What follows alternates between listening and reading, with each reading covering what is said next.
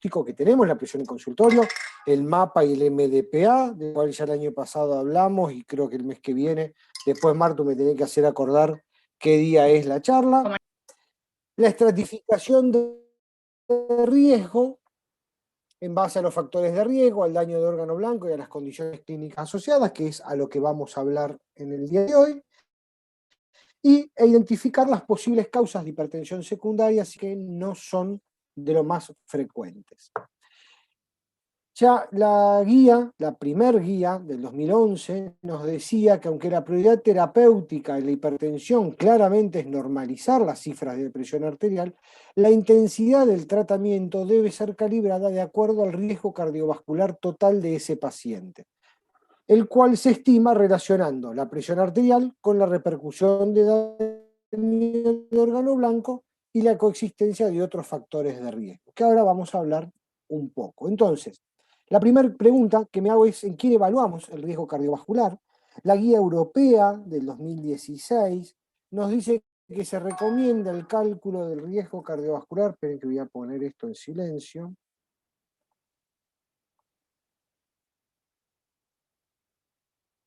Ahí está. Recomienda el cálculo de riesgo cardiovascular en todo adulto mayor de 40 años y ellos dicen usando un sistema de estimación de riesgo como puede ser la tabla de SCORE, que es la que ellos usan, ahora vamos a ver algunas otras tablas, excepto cuando se lo identifique automáticamente como de riesgo alto o muy alto. ¿Y a qué define como de riesgo alto y muy alto?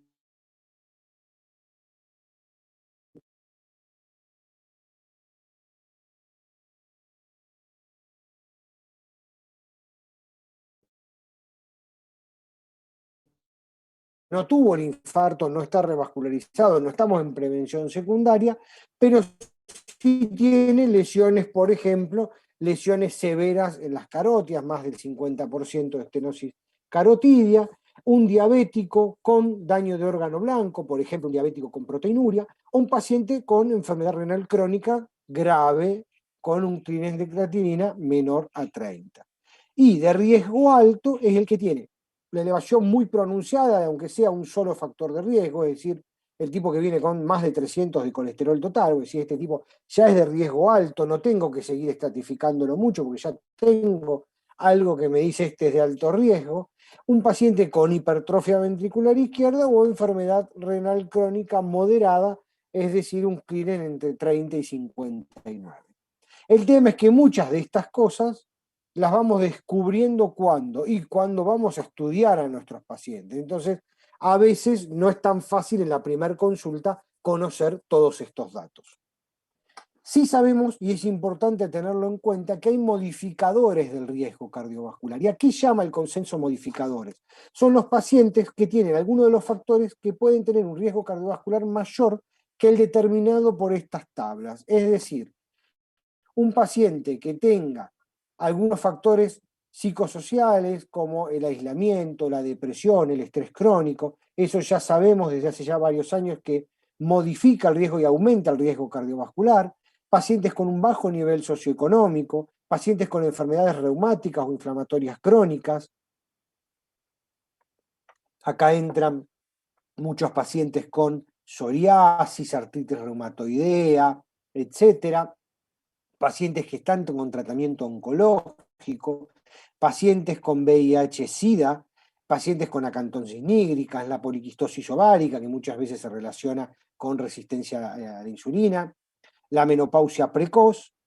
Acá también entra no solo la menopausia precoz, sino la mujer que fue operada de un cáncer de mama y tiene bloqueo hormonal. Eso también tenemos que tener en cuenta que esa mujer nosotros le estamos produciendo una menopausia precoz porque le estamos bloqueando todos los estrógenos y antecedentes de trastornos hipertensivos del embarazo. Y tablas para estratificar el riesgo hay muchísimas. De ustedes, cuando ven un paciente en la guardia, bueno, no sé quién de bueno, acá nadie hace consultorio, bueno, vos sí, Martu, no. Próximamente. En unos días arranco, todavía no. Muy bien, muy bien. Pero Bueno, está Sabri y Juliá por ahí. está Sabri y Julián. A ver, de ellos, ¿quién usa, o los que están en la guardia, cuando ven un paciente en guardia, ¿quién usa las tablas de score para estratificar el riesgo? ¿Alguien las usa? No. No. Nadie.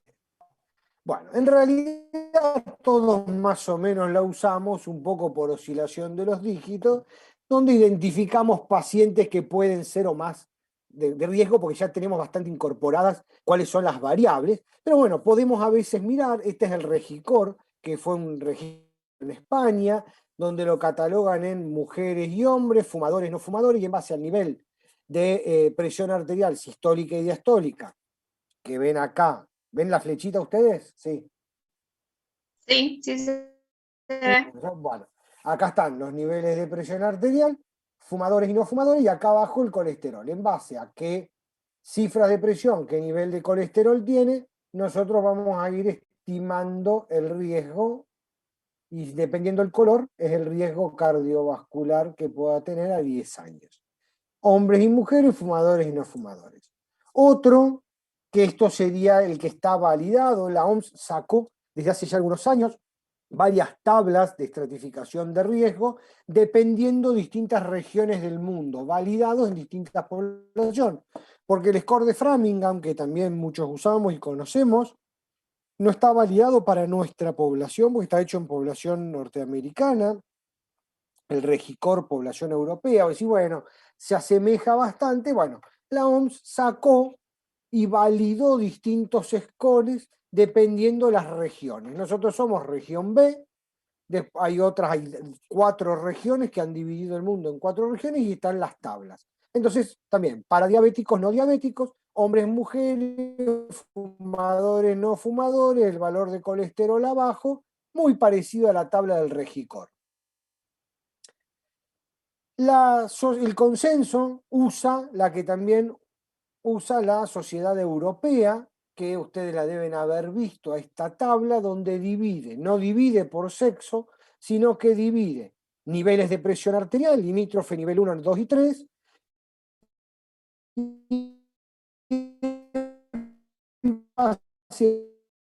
de riesgo, 3 o más factores de riesgo, diabetes o lesión de órgano blando y condiciones clínicas asociadas. Y en base a eso, el distinto grado de cosas. Entonces vemos que el distinto riesgo cardiovascular. Vemos que a iguales niveles de presión arterial, la presencia de un solo factor de riesgo en un paciente con estadio 1 de su hipertensión pasa de ser bajo riesgo a un moderado riesgo. O si es diabético o tiene lesión de órgano blanco, ya lo catalogamos como de alto riesgo. Y con condiciones clínicas asociadas, que ahora vamos a ver cuáles son, ya pasa a ser de muy alto riesgo. Pero ¿cómo evaluamos nosotros en nuestro paciente del consultorio el riesgo cardiovascular? Es decir, individualmente a nuestro paciente. Como dijimos, nos tenemos que basar primero en un gran trípode que es la anamnesis, el examen físico y algunos estudios de rutina. La anamnesis, obviamente, ver qué nivel de presión arterial tiene, qué niveles manejaba de presión arterial y cuánto tiempo de su hipertensión lleva, qué tratamientos antihipertensivos ha visto previamente, si tiene antecedentes familiares o no de enfermedad cardiovascular, si tiene síntomas que nos hagan sospechar una hipertensión secundaria, si presenta o no factores de riesgo, si tiene síntomas de lesión de órgano blanco, si hay algunas otras comorbilidades, los hábitos y aspectos psicosociales, como dijimos, el hábito tabáquico entra acá, y drogas que puedan causar su hipertensión. Eso lo hacemos en todo paciente que nos encontramos en consultorio cuando queremos evaluarlo.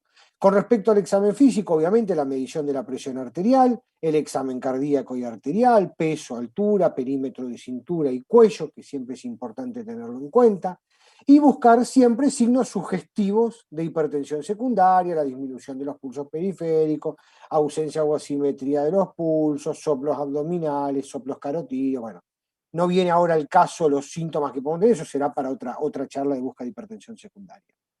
Y en estudios de rutina, un laboratorio básico con un hemograma, una glicemia, colesterol total y fraccionado, ácido úrico, la creatinina plasmática y tomarnos el trabajo hay aplicaciones en celular, en la página, etcétera, de calcular el clearance de creatinina, aunque sea una vez con el MDRD, hoy es muy simple de calcularlo, el ionograma plasmático, un sedimento urinario para ver si hay o no proteinuria y un electrocardiograma que nosotros los cardiólogos lo hacemos en todos nuestros pacientes en la primera consulta.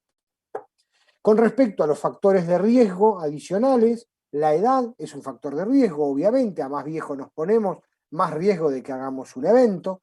Entonces, en el hombre, a partir de los 55 años, la mujer a partir de los 65 años, la presencia de tabaquismo, muy importante como factor de riesgo, la dislipidemia, definida por un colesterol total mayor de 200, un LDL mayor de 130, o HDL bajo, 40 en el hombre, 50 en la mujer, y triglicéridos de 150. La presencia de alteraciones en el metabolismo glúcido a través de prueba de tolerancia a la glucosa, que no se lo pedimos a todo el mundo, obviamente, pero si encontramos glicemias alteradas en el hemograma, en el laboratorio de rutina, hay que estudiarlo. La presencia de sedentarismo y la presencia, siempre tenemos que tener en cuenta de definirlo como enfermedad cardiovascular prematura, que me diga, no, mi padre tuvo una ACV a los 89 años, eso obviamente no nos va a modificar el riesgo cardiovascular. Hablamos de enfermedad cardiovascular como un factor importante cuando en el hombre se presentó antes de los 65 años o en la mujer antes de los, en el hombre antes de los 55, en la mujer antes de los 65. Y como decíamos, un perímetro abdominal mayor a 94 en el hombre o mayor a 88 en la mujer es considerado un factor de riesgo adicional. En respecto a la búsqueda de lesión de órgano blanco, tenemos que buscar la hipertrofia ventricular izquierda, la presencia o no, ahora vamos a hablar un poco de eso. El estudio del árbol arterial a través de la medición de velocidad onda de pulso y la presencia de placa y medición del espesor medio-intimal, o la presencia de enfermedad renal a través de la microalbuminuria, definida como 30 a 300 miligramos en 24 horas, o para no hacer orina de 24 horas, que suele ser muy incómodo para el paciente, podemos hacer en una orina ocasional, no pedir microalbuminuria y nada más, sino siempre tomarnos el trabajo de pedir cociente albúmina creatinina en orina ocasional. Mucho más reproducible, mucho más al azar. Definida como mayor de 22 miligramos por gramo de creatinina en el hombre o mayor a 31 en la mujer, que es como nosotros la solemos tener y medir en nuestro medio.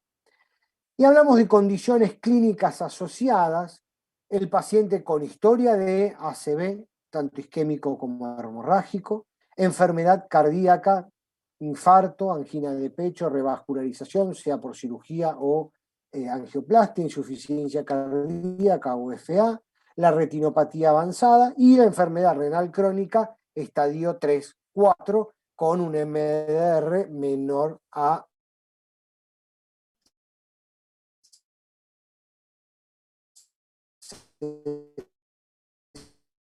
60 o proteinuria mayor de 300 y la arteriopatía periférica severa. Entonces el consenso nos dice que en los diabéticos del examen oftalmológico y en los pacientes de alto y muy alto riesgo ya no los estratificamos más, son de alto y muy alto, que nosotros los podemos catalogar como de moderado riesgo. Si le buscamos lesión de órgano blanco, lo vamos a reestratificar a valores superiores de riesgo cardiovascular. Entonces, como dijimos, a nivel de la búsqueda de hipertrofia ventricular izquierda, sabemos que la hipertrofia es la causa más frecuente, la alteración más frecuente en hipertensión. Menos del 50% de los pacientes hipertensos tienen un ventrículo izquierdo absolutamente normal. Y aunque el patrón típico de hipertrofia ventricular es la concéntrica en la hipertensión, es la menos frecuente, ya que la mayoría presentan hipertrofia excéntrica, que está también en estrecha relación con la obesidad, diabetes e insuficiencia renal. Pero ¿es solo importante tener o no hipertrofia? Acá es sí o no, no. Fíjense cómo en este trabajo que tiene muchísimos años, ya tiene 21 años, fíjense cómo dividieron la masa ventricular izquierda en quintilos.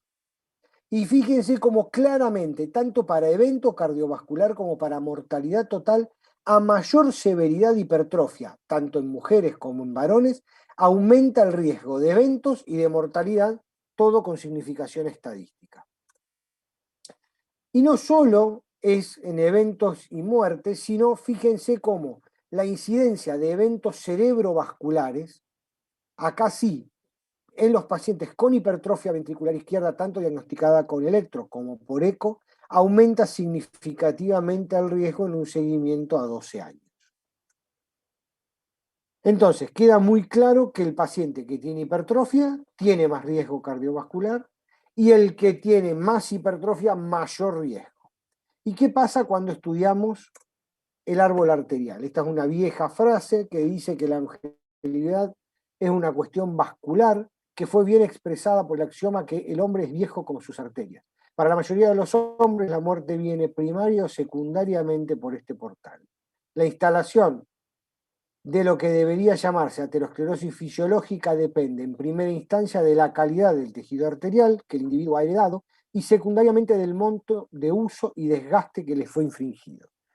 Esta frase, que parece bastante actual, fíjense que es del año 1891 de William Osler.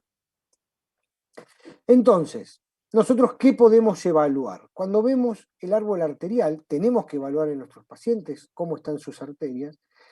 Una de las cosas que pedimos, más por costumbre y por el valor que tiene, pero que nadie va a discutir hoy, pedir para la estratificación de riesgo, es el Doppler de carótidas.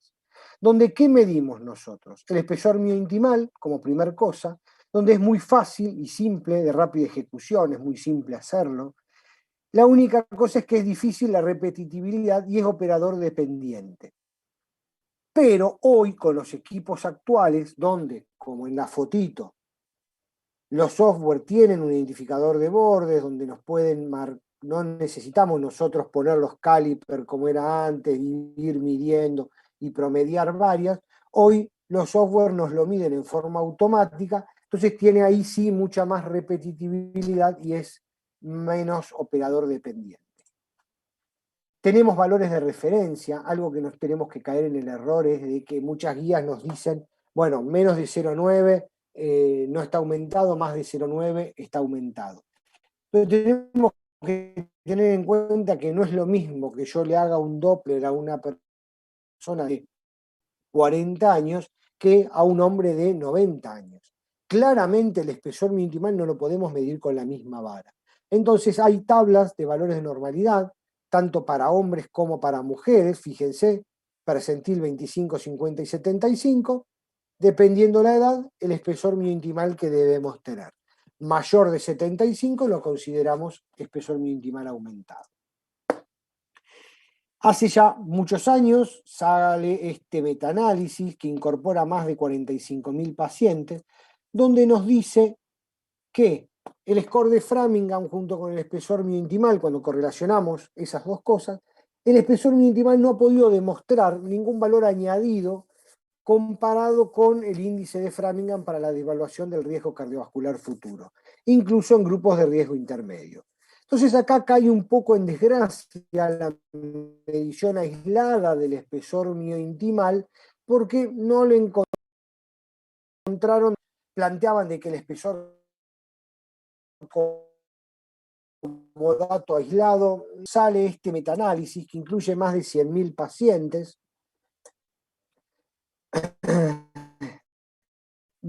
donde analizó 119 estudios randomizados con una edad promedio de 62 años, 42% eran mujeres, con un seguimiento de casi 4 años, y nos dice que el espesor miointimal, cómo va progresando a lo largo de los años, predijo el grado de reducción de del riesgo cardiovascular.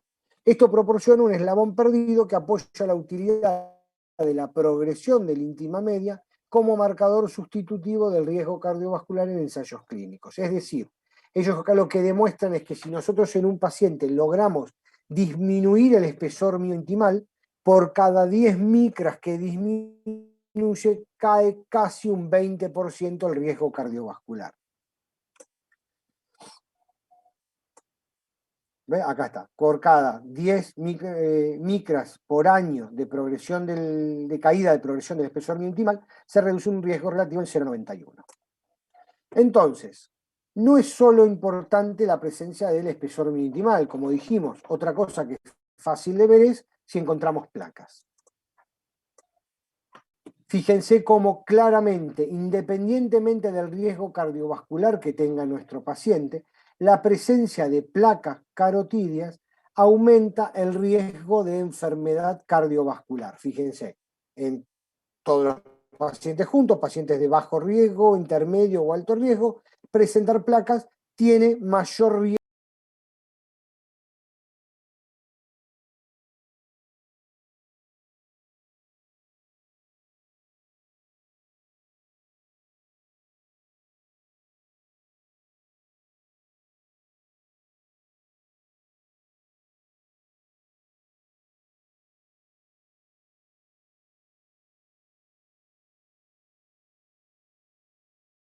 Significativo. La superficie de placa presenta el paciente, qué colucencia tiene esa placa, si nos da idea de la composición de esa placa, si es lipídica, fibrolipídica o fibrosa, y si es una placa heterogénea.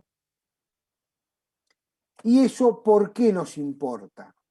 La superficie de placa, es decir, cuántos milímetros cuadrados de placa tiene un paciente, tiene estrecha relación con el riesgo de infarto agudo del miocardio.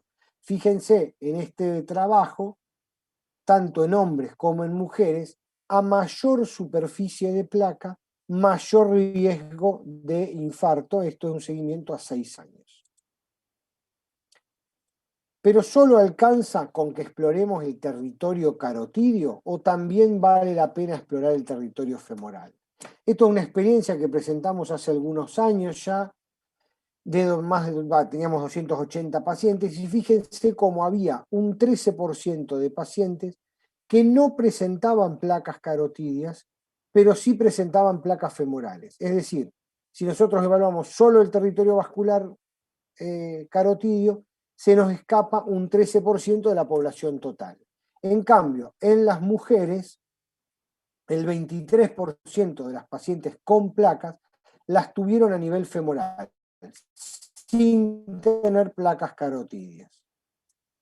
Y un 18% de los varones que en este trabajo tiene el mismo riesgo y la misma capacidad de predecir eventos, tanto cardiovasculares, de eventos cardiovasculares, como el que encuentra placas carotídeas. Es decir, ya sabemos que en tener placas carotídeas aumenta el riesgo de evento cardiovascular.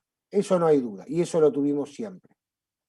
El tema es encontrar placas femorales, así sean placas aisladas, femorales, sin placas carotídeas, también se correlaciona con mayor evento cardiovascular. Y no solo es encontrar en carótidas o en femorales. Si nosotros exploramos las 4 bifurcaciones, las 2 carotídeas y las 2 femorales, vemos que a medida que sumamos bifurcaciones afectadas por placas, cómo aumenta el riesgo de enfermedad cardiovascular. Fíjense que quintuplica el riesgo de evento cardiovascular si tenemos las 4 bifurcaciones afectadas por placas. Y esto hace algunos años, ya 6 años, el doctor Valentín Fuster publica el estudio PESA, no sé si alguno alguna vez lo leyó, invito a que lo haga, es muy interesante.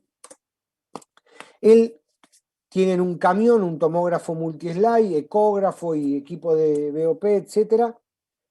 Se fue a la casa central del Banco de Santander en Nueva York y incluyó a todo el personal del Banco de Santander.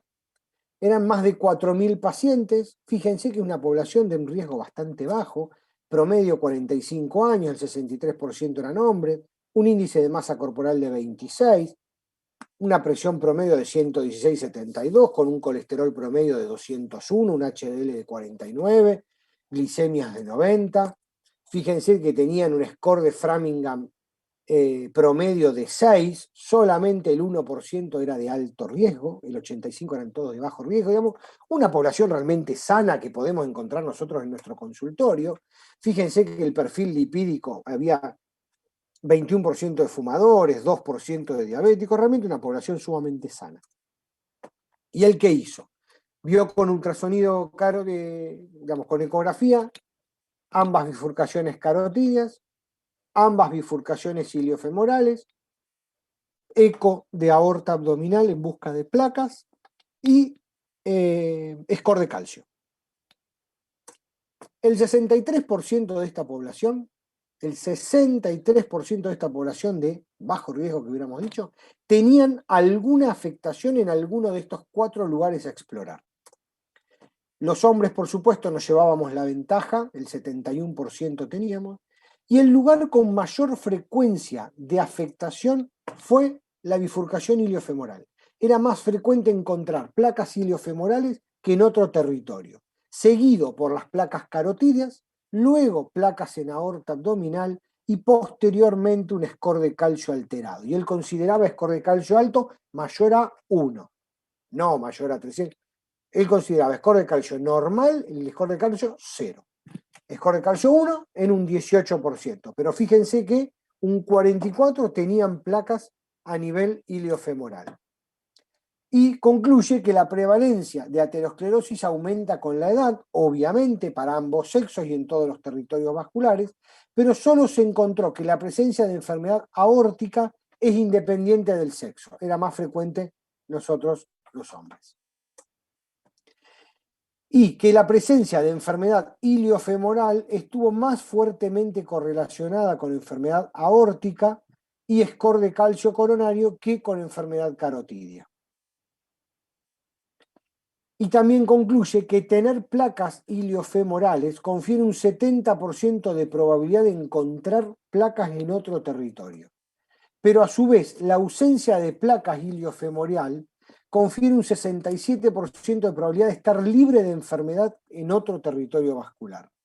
Entre aquellos con enfermedad focal, es decir, que tenían un solo territorio, como dijimos, el territorio iliofemoral fue el territorio con más probabilidad de ser afectado.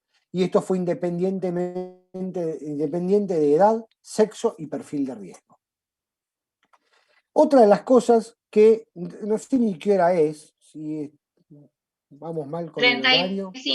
No, vamos bien. Bueno, frénenme si se aburren mucho, porque yo me entusiasmo y hablo. Hace varios años, en las guías, inclusive el consenso, es la velocidad onda de pulso. ¿Alguno sabe qué es la BOP? ¿Alguno vio alguna vez BOP? No sé si hay alguno de los que rotó, que llegó a rotar algo conmigo, después no vinieron más. Lo que pasa es que no nos dejaron, nos interrumpieron las rotaciones. Por eso, sí. Pero no, creo que no llegó ninguno. No están los chicos acá. No llegó ninguno a rotar conmigo. Bueno, la velocidad onda de pulso, simple, se usan 2 tonómetros, uno en la carótida y uno en la femoral. Nosotros lo que medimos acá, ¿qué es? La velocidad con la que la onda de perturbación que viaja por la pared aórtica llega de la carótida a la femoral. Cuanto más rápido viaja esa onda por la pared, no el flujo. La onda, cuando la aorta se dilata, vuelve esa onda, va viajando por la pared. Cuando más rápido viaja, quiere decir que la aorta está más rígida. Eso explicado así muy simple. Hoy sabemos que la BOP es el patrón oro para medir rigidez aórtica y que sobre todo es la BOP carótido femoral sincrónica, es decir, con los 2 tonómetros a la vez, que es lo que vemos acá, ¿ven? Esta es la onda carotidia, esta es la onda femoral. El equipo lo que hace es medir el pie de onda carotidio, pie de onda femoral, mide cuánto tiempo pasa entre esto y esto, y nosotros le damos la distancia. Distancia sobre tiempo, velocidad. Entonces nos informa en 6,6 metros, por ejemplo, en este caso. Entonces, ¿hay valores de normalidad de BOP? Claramente sí, hay valores internacionales. ¿Cómo sería, Doc, como hay un registro a través de la piel eléctrico o invasivo. ¿Cómo? ¿Es invasivo el estudio o cómo No, es? no, no, son dos tonómetros. Hay dos formas. Uno son como si fueran unas copitas que lo que hace es mide cómo se mueve la pared de la, ¿cómo es? De la carótida y la femoral. Son dos copitas que se apoyan, una en la carótida y una en la femoral.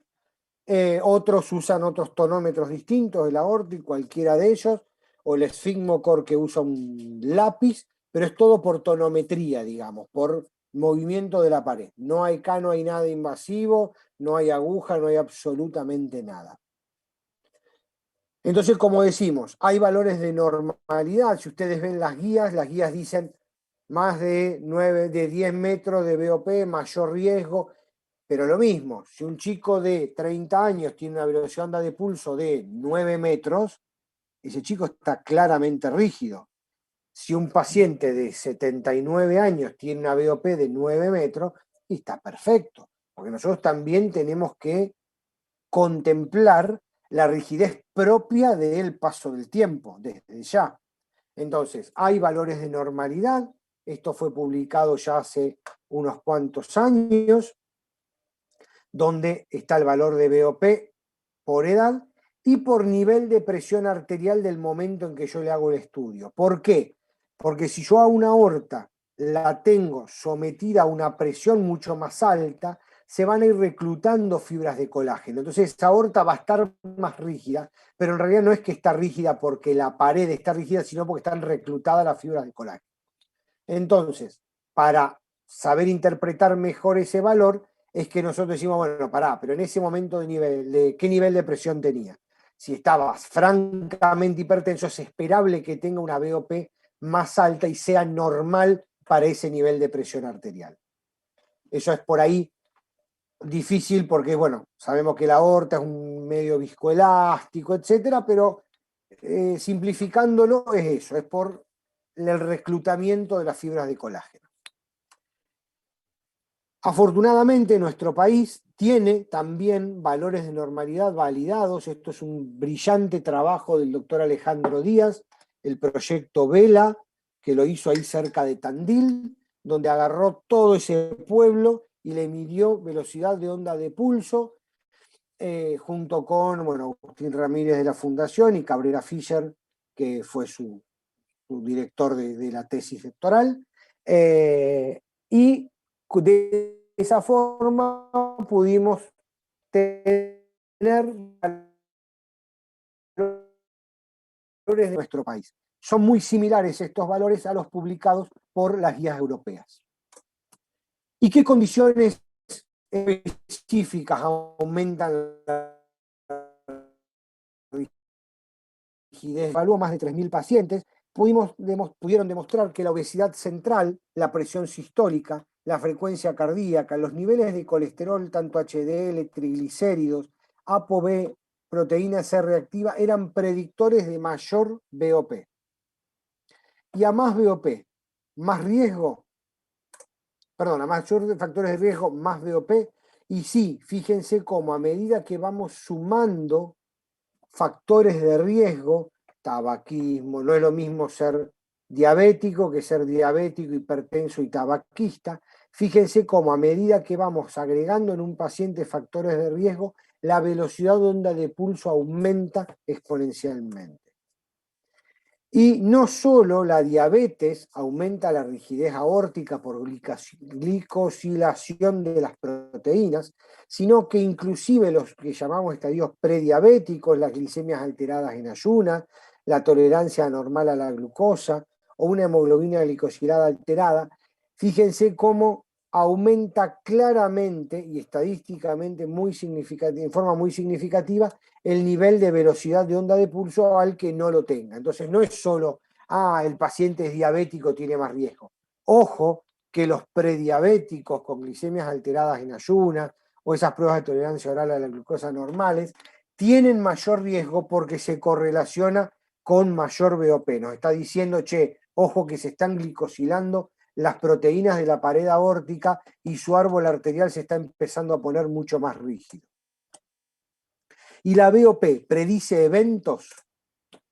Sí, Fíjense en este trabajo que está ajustado por edad, sexo, factores de riesgo y presión de pulso, cómo por cada metro que se aumenta la velocidad de onda de pulso se correlaciona con más score de calcio, más lesiones hiperintensas en sustancia blanca en la resonancia y más microalbuminuria en las orinas de nuestros pacientes.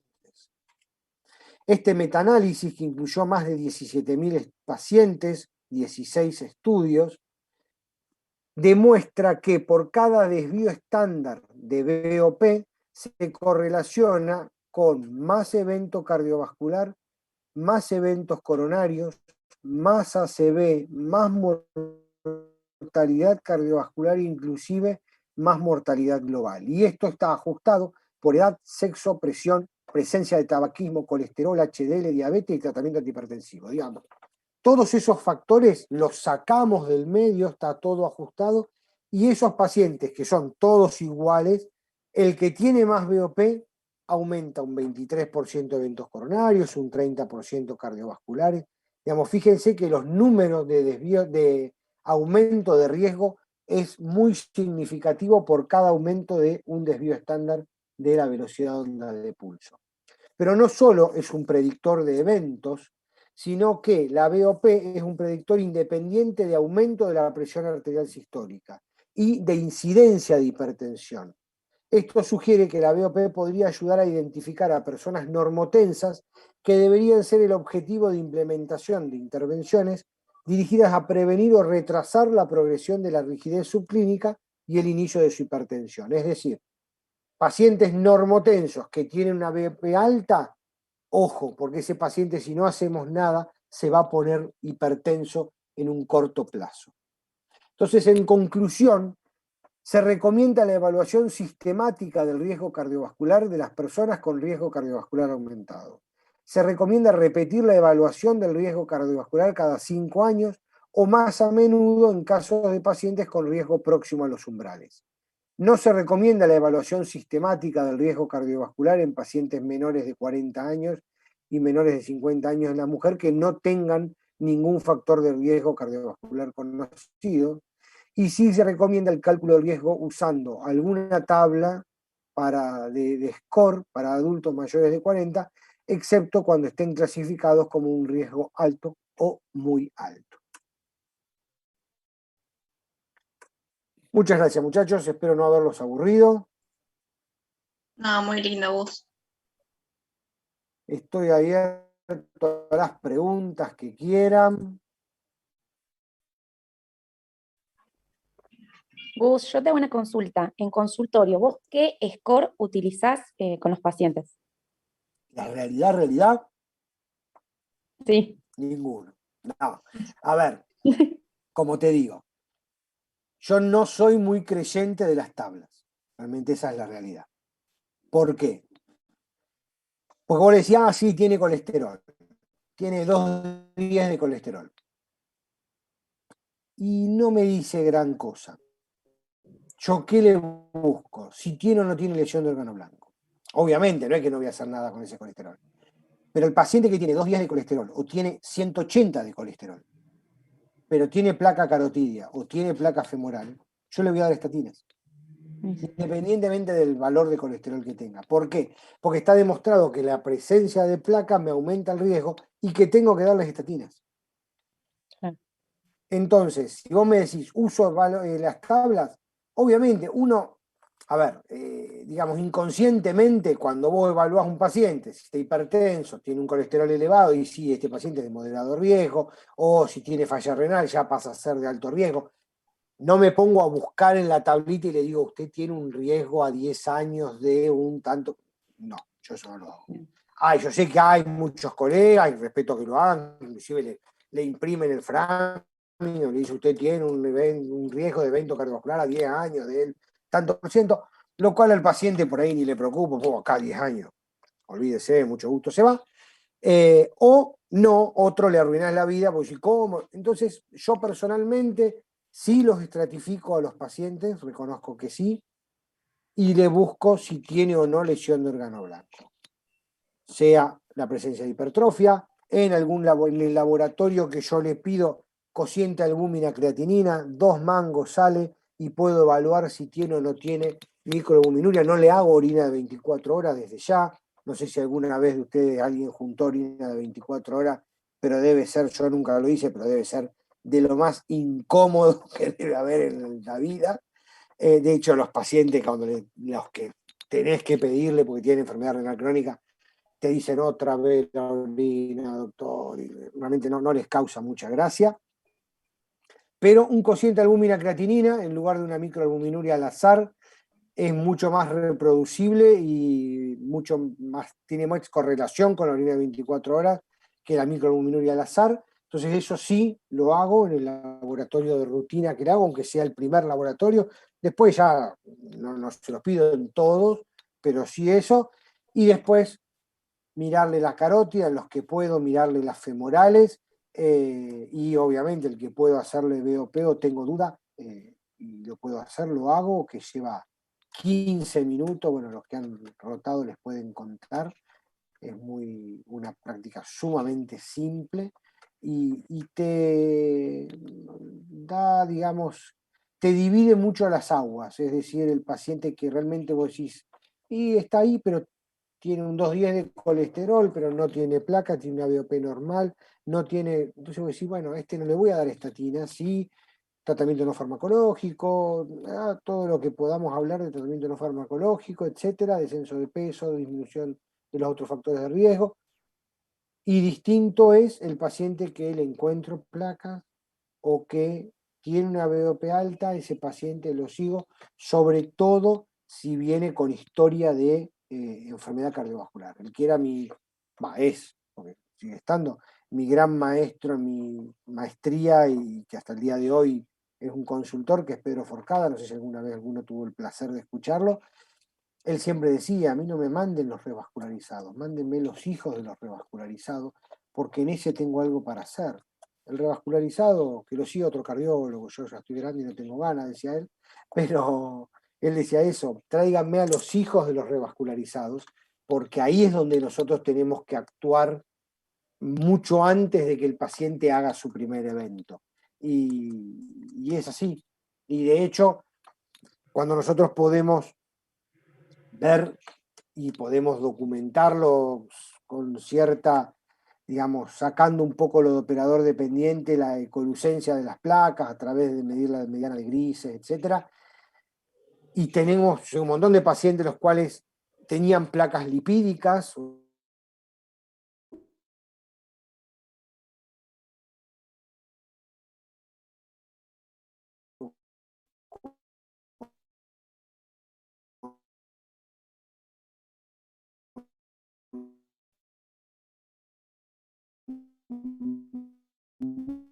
mucho contenido lipídico con un pico a la placa, perdón, no aumentó la mediana grises. Sí, aumentó la mediana de grises, menos ecolúcida, quiere decir que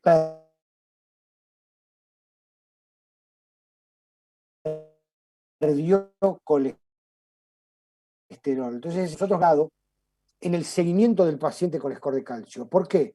Porque yo tengo hoy un paciente que tiene un score de calcio de 50.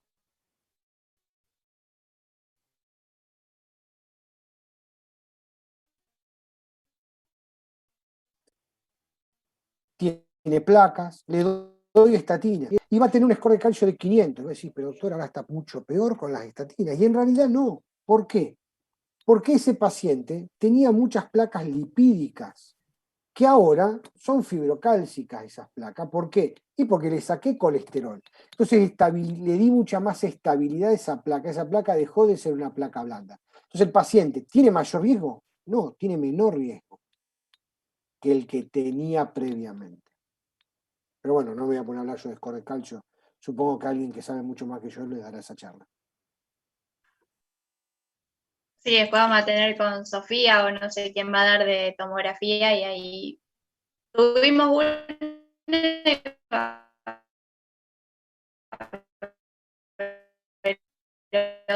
otra Yo específicamente tengo una de pregunta Sí. cortita. Si el paciente cuando lo estratificamos da, no sé, de 160, 180 en ese rango, y le da el antihipertensivo y la presión se estabiliza en 120, 139.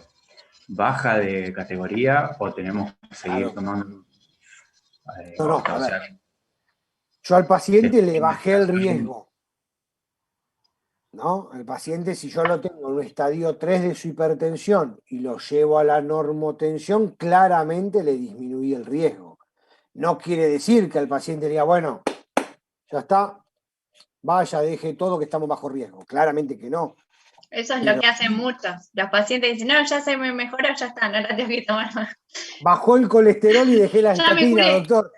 Claro, ya está. Bajó el colesterol, dejé las estatinas y bueno, dejé la dieta, dejé todo porque estaba con el colesterol normal. Enmarcaron el laboratorio del 190 de colesterol y meta cumplida. Pero no, obviamente que si nosotros ponemos en caja los factores de riesgo, logramos que nuestro paciente deje de fumar, tome las estatinas o los antihipertensivos, controlamos su diabetes, porque tampoco le tenemos que dar el mensaje al paciente diabético que está condenado. Ah, usted es diabético, ya es de alto riesgo. Se va a morir. Tampoco hay que hacerle entender al paciente de que hoy el paciente diabético con buen control glicémico, sobre todo si lo hemos agarrado tempranamente, puede tener una expectativa de vida muy buena. El tema es distinto. El paciente recientemente diagnosticado de su diabetes, que no tiene falla renal, no tiene falla vascular, nosotros logramos controlar sus glicemias, a el paciente en el cual estamos viendo el final de la película, el tipo de que tiene una historia de 30 años de diabetes con un promedio de glicosilada de 11, con falla renal, con placas carótido-femorales, enfermedad cardiovascular. Obviamente que le tenemos que controlar su glicemia desde ya y su presión y sus factores de riesgo, pero desgraciadamente ese paciente va a tener lo que llamamos riesgo residual, que hagamos lo que hagamos, ese paciente va a seguir teniendo un alto riesgo. ¿Por qué? Estamos viendo el final de la película, es difícil ya cambiarlo. Por eso Pedro siempre dice, tráigame a los hijos de los hipertensos, que es donde yo puedo hacer mucho más que en el revascularizado. El revascularizado, mi único objetivo, ¿cuál es? Y tratar de evitarle un nuevo evento. Tratar de que no haga el ACV o que no lo tenga que volver a revascularizar. Nada más que eso. En el hijo del revascularizado o el hijo del hipertenso, ¿yo qué quiero? Y que no haga el evento. Si lo logramos, fantástico. Obviamente en todo esto entra en juego muchas cosas y ya lo van a ver cuando tengan su consultorio, son pacientes que los seguimos durante muchos años y que le estamos diciendo, no, haciendo esto vamos a evitar un evento. Creemos nosotros que le vamos a evitar el evento, porque el tipo nunca iba a tener el evento. Entonces, digamos, no tenemos mucho para demostrar. Entonces, muchos pacientes, ¿qué pasa? Y se hinchan, y bueno, y dejaron las estatinas, van a ver que muchos dejan las estatinas y es una pelea continua de decir, che, no, tenés que tomarla, inclusive en pacientes revascularizados, porque la vecina le dijo que le va a destruir los músculos, el médico que lo veía le dijo, ¿para qué estatina? Si tiene un colesterol bastante bien, pero bueno, tiene un revascularizado y placas carotídeas, papi, tenés que tomar, bueno. Entonces no siempre es fácil el control de todos esos factores de riesgo y aparte porque también hay una realidad. Hoy sabemos que sobre todo si está con mucha medicación y en dosis, en múltiples dosis y con esos esquemas terapéuticos de que tome 2 a la mañana, otro al mediodía, la otra a la tarde, 3 a la noche, y el paciente te lo sigue un tiempo y después lo deja. De ahí es que hay que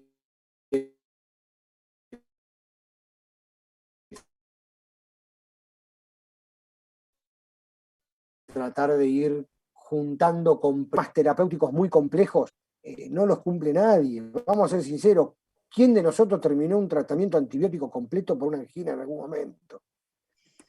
Nadie, ¿no Yo tuviste creo más que fiebre? sí. Yo también. Yo creo que lo terminé.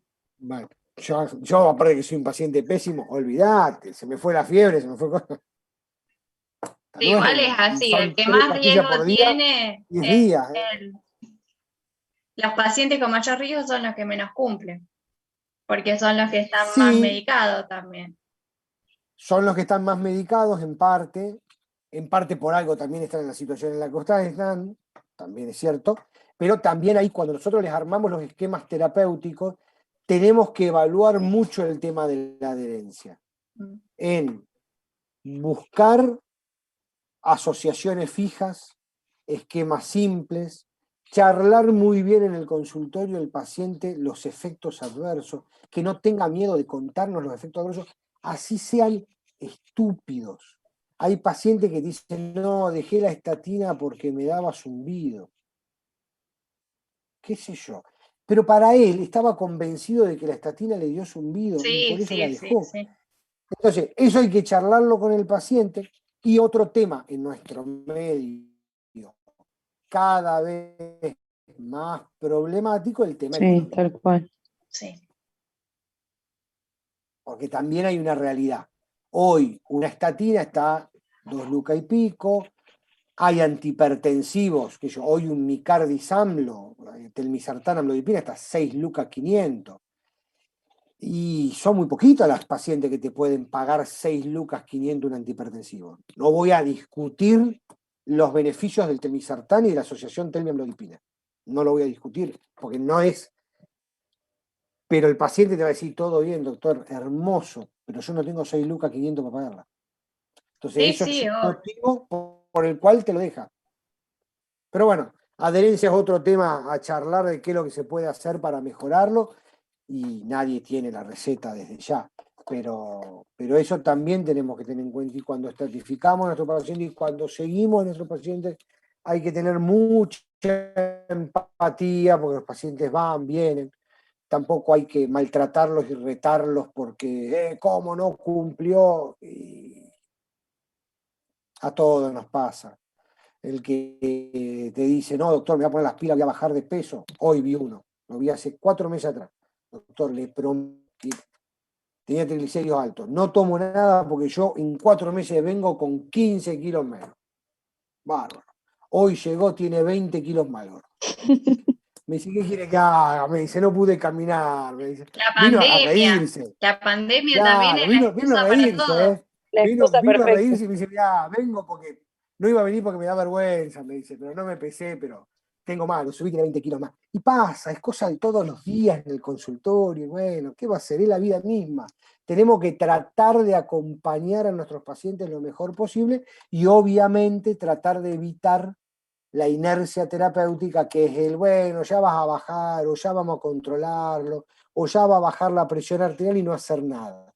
Y eso a veces es difícil, pero muchas veces ahí se nos escapan pacientes hipertensos, dislipémicos, que por ahí le decimos, venite en un mes y en el mes no vino, y bueno, y ahí la inercia terapéutica también hay que tratar de no tenerla.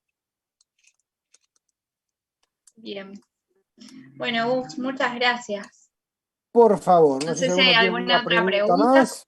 Ya no los aburro más. Bueno, No, bueno, estamos. nos Che, vemos la próxima. haceme acordar, no me acuerdo cuándo era la otra. ¿Qué tenía? ¿Mapa y Holter en la misma charla o son 2 charlas aparte? No, es una sola. No es la semana que viene, es en julio, pero Bueno, después decime bien cuándo era. Me habías dicho y me te olvidé. mando un recordatorio. Dale. Bueno, Gracias, Gus. muy bien. Bueno, Muchas gente, Gracias. gracias. nos vemos, cuídense, hasta Chao, luego. chao. Chao, buena semana. Igualmente.